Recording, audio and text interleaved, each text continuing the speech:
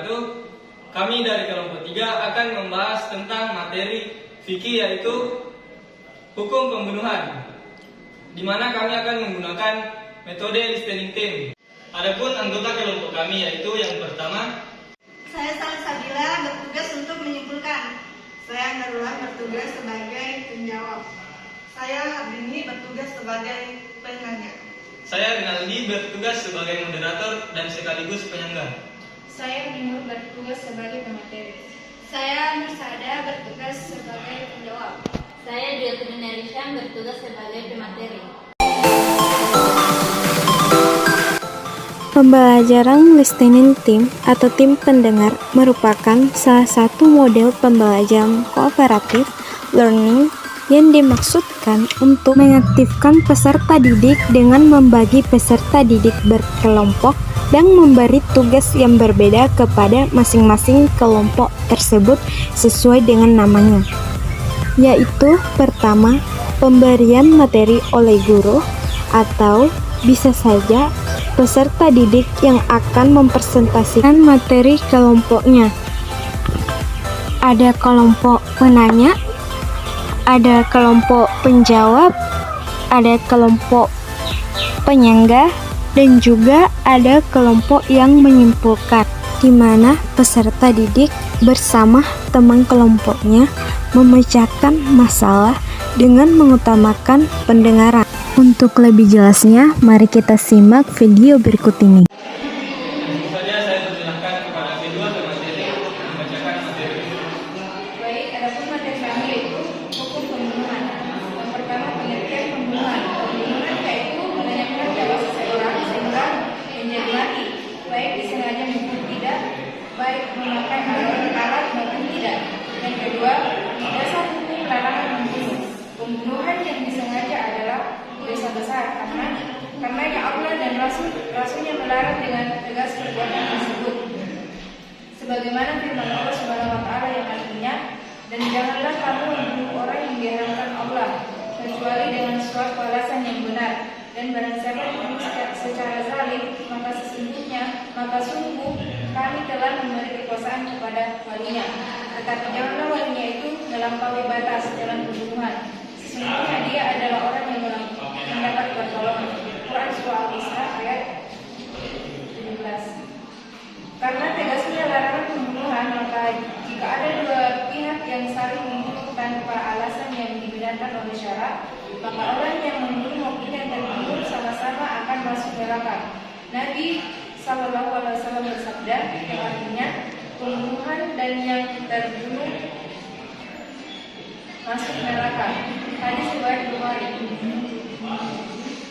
Adapun macam-macam pembunuhan yang disengaja yaitu pembunuhan yang dilakukan seseorang dengan alat yang lazim dipakai untuk membunuh atau alat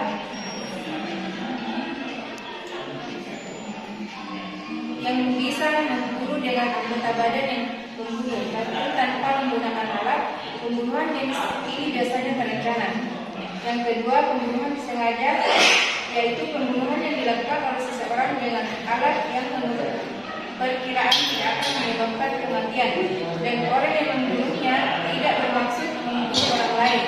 Yang ketiga, pembunuhan yang tidak disengaja yaitu pembunuhan yang sama sekali tidak disengaja membunuh. Misalnya, seseorang sedang menembak binatang buruan, tetapi terkena manusia sehingga mati. Yang selanjutnya, hukum bagi pembunuh. Adapun beberapa hukum pembunuh yaitu yang pertama kisas, yaitu hukuman bunuh ditimpakan kepada pembunuh yang melakukan pembunuhan dengan sengaja. Kedua, dia yaitu denda berupa benda atau uang yang dikenakan kepada pembunuh yang melakukan pembunuhan dengan sengaja tetapi dimaafkan oleh keluarga korban. Yang ketiga, kafarat pembunuhan, yaitu memerdekakan hamba sahaya atau berpuasa 2 bulan berturut-turut. Baik, itulah materi yang saya bacakan. Materi kedua. Yang kelima, dasar hukum bagi pembunuh. Dalam Quran Surah Al-Baqarah ayat 178 yang artinya, wahai orang-orang yang beriman,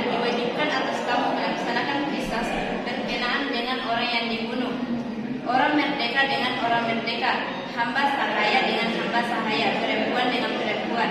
Tetapi barang siapa yang memperoleh maaf dari saudaranya, hendaklah ia mengikutinya dengan baik dan membayar diyat atau tebusan kepadanya dengan baik pula. Yang demikian itu adalah keringanan dan rahmat dari Tuhanmu. Barang siapa yang melampaui batas setelah itu, maka ia akan mendapatkan azab yang sangat pedih. Yang keenam, hikmah larangan membunuh.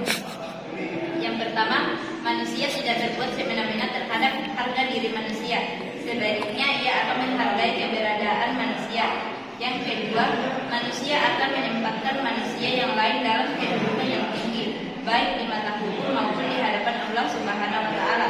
Yang ketiga, menjaga dan menyelamatkan jiwa manusia. Yang ketujuh, menjauhi dari perbuatan pembunuhan. Membunuh manusia dengan sengaja tanpa hak adalah salah satu dosa besar, bahkan termasuk dosa yang tidak terampuni. Tidak terampuni karena si pembunuh tidak ada kesempatan lagi untuk meminta maaf kepada korban. Pembunuhan yang disengaja juga akan mengorbankan permusuhan di dalam masyarakat, bahkan mungkin menimbulkan rasa dendam dan kebencian yang tiada ujungnya. Pada saat semakin banyaknya kelompok yang menanamkan dirinya membela hak asasi manusia, tapi justru makin banyak kasus pembunuhan, nyawa manusia semakin tidak dihargai dan tidak ada harganya. Sebagaimana disebutkan dalam Al-Quran dan hadis di atas bahwa pembunuhan adalah perbuatan yang sangat tercela, keji dan tidak berperi kemanusiaan. Sehingga dalam pandangan agama pun orang-orang yang melakukan pembunuhan harus dibalas dengan balasan yang setimpal. Antara lain dikenakan hukum bunuh bagi yang membunuh manusia dengan sengaja.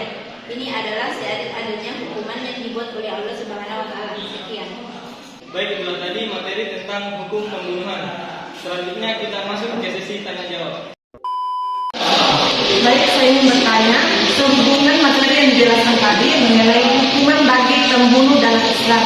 Nah, pertanyaan saya, apakah hukuman ini diterapkan di Indonesia? Yang kedua, bisakah Anda jelaskan dari mana dasar hukum bagi pembunuhan? Oke, sekian dari pertanyaan saya. Baik, saya akan menjawab pertanyaan dari yang nanya, yaitu apakah hukum pembunuhan dalam Islam itu berlaku juga di Indonesia, seperti itu kafar, diyat dan sebagainya.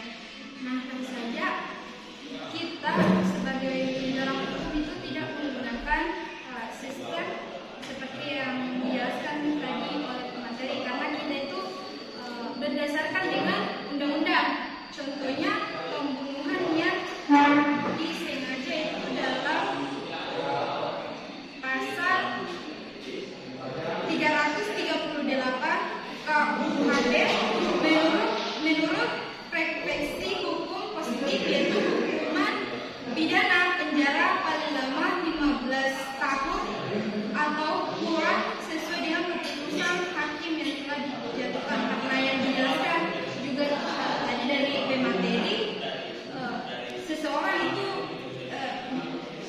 tidak halal membunuh seorang muslim kecuali 3 hal. Yang pertama itu kufur sesudah beriman, berzina setelah berkeluarga, dan membunuh seseorang tanpa rasa yang benar karena serta-merta berbuat zalim dan permusuhan. Sekian. Baik, saya akan menjawab pertanyaan kedua, yang mana yang dipertanyakan itu dari mana dasar hukum pembunuhan itu. Jadi dasar hukum yang dikenakan pada masing-masing pembunuh adalah Al-Quran dan hadis, yang mana Allah Subhanahu wa Ta'ala berfirman, artinya, wahai orang-orang yang beriman, diwajibkan atas kamu melaksanakan qisas berkenaan dengan orang yang dibunuh, orang merdeka dengan orang merdeka, hamba sahaya dengan hamba sahaya, perempuan dengan perempuan. Tetapi barang siapa memperoleh maaf dari saudaranya, hendaklah dia mengikutinya dengan baik dan membayar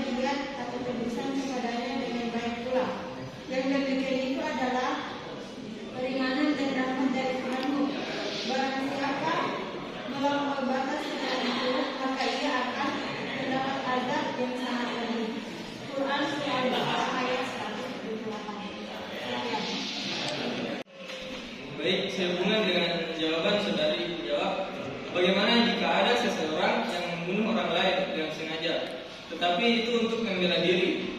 Contoh, ada seseorang yang bertemu dengan begal, kemudian dia membela diri dengan membunuh begal tersebut. Karena jika tidak, seseorang tersebut bisa saja kehilangan nyawa. Baik, saya akan menjawab sanggahan dari saudara penyangga, yang dimana sanggahannya itu bagaimana jika seseorang yang dibegal itu melakukan pembelaan diri dan melakukan pembunuhan terhadap begal tersebut. Nah, pembunuhan dengan pembela diri adalah melakukan tindakan pembunuhan terhadap orang lain yang mencoba menyerang, menyakiti, misalkan orang tersebut membela dirinya, karena bisa saja seseorang tersebut itu kehilangan nyawa atau kehilangan kehormatannya. Maka dalam kondisi itu pembunuh untuk membela diri, untuk menjaga kehormatannya itu dibenarkan. Sekian. Baik, adapun kesimpulan yang dapat saya ambil dari diskusi materi tadi mengenai hukum pembunuhan, yaitu hukuman bagi pembunuh ada 3, yaitu kisas, diat, dan kafarat. Dan adapun di Indonesia tidak memperlakukan hukum tersebut karena Indonesia merupakan negara hukum yang berdasarkan kepada undang-undang. Baik, sekian diskusi dari kelompok kami. Wabillahi taufiq wal hidayah.